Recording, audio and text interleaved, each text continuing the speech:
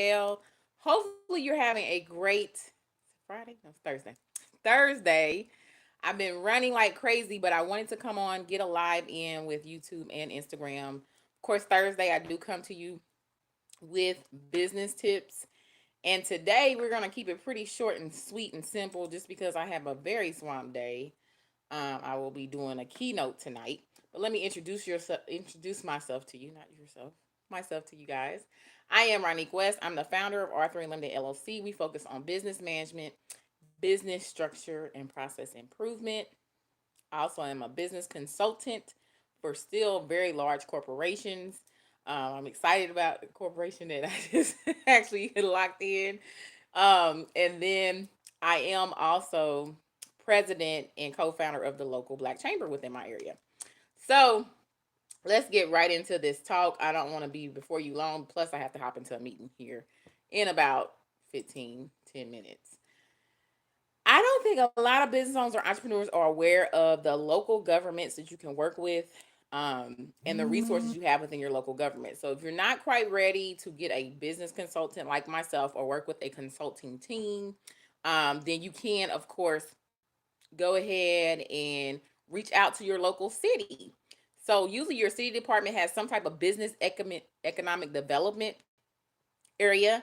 Sometimes in my local city is sitting with the housing department. In other cities is usually separate.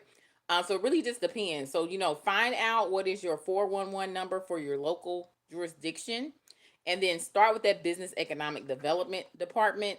I am in the state of Georgia, so like in Georgia, they have like SBDC, they have SCORE that can help you if you're looking for free help. Also, that business development department will be able to tell you of other resources that you can use locally as well.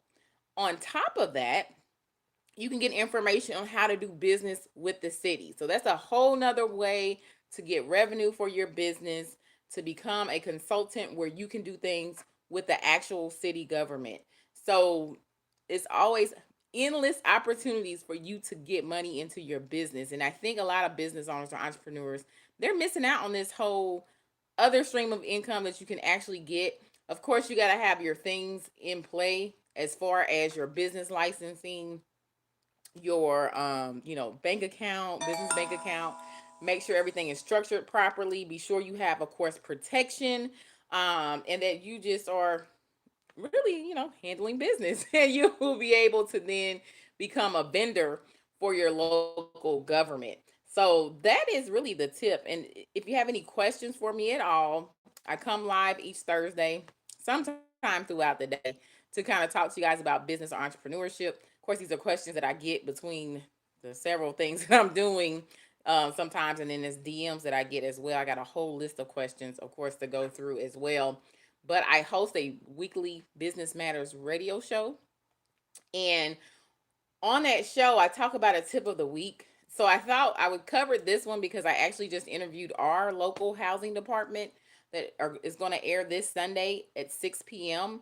And you can stream it as well if you download the app at WAAW on your Google App Store. I'm not sure what the Apple Store is, but I think that's what it's called.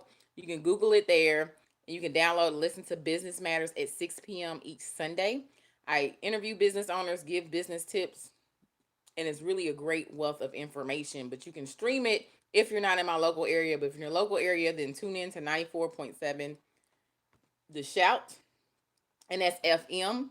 So again, let's go back and recap before I get off of here. Like I said, this is gonna be really quick because I am running today, and I have to do a speech tonight.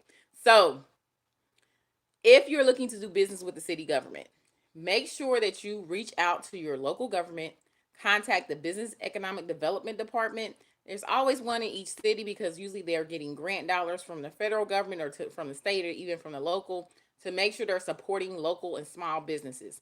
Small businesses are really the backbone of the economy. I've talked about it a lot of times. If you ever followed me, you'll understand that when you look at corporations, they're really just netting their jobs. Small businesses, especially successful small businesses or small businesses that become corporations, are really huge, and they need the assistance and the support. So the government does offer those type of things because that is what really brings new jobs to the economy. And that's normally the only way you can do it, from a new company.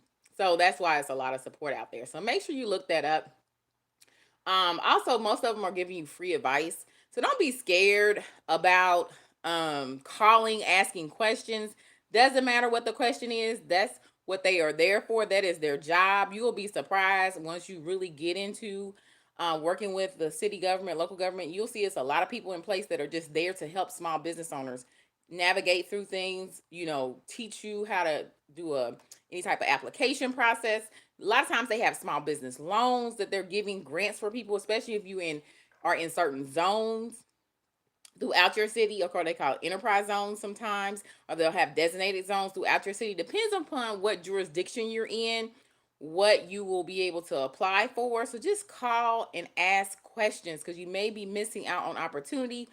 And a lot of times they do definitely have small business loans for you to get. So do that as well. Um, and then don't forget about using the government when you're doing your research for your business plan. We talk about marketing all the time. If you're a business owner, entrepreneur, we talk about identifying your market, really understanding who's in your market, understanding all the data that's there. You know, government's always collecting data, right? We know the census. We also have a lot of information that is just used to collect data that when you first fill out like your Fed ID and so forth, all that data is being tracked into systems, guys. So I'm a little nerd, but I have to work with a lot of different stuff. So I kind of understand how the whole process works. I'm like, oh, I seen that number here when I was actually filling out this application for this or when I was looking at that. So it all ties back in, but that's how you get data. So don't forget the U.S. Census Bureau to make sure you're actually looking through your market and figuring out what that is. And you can drill down to your local area and get as much information as you can.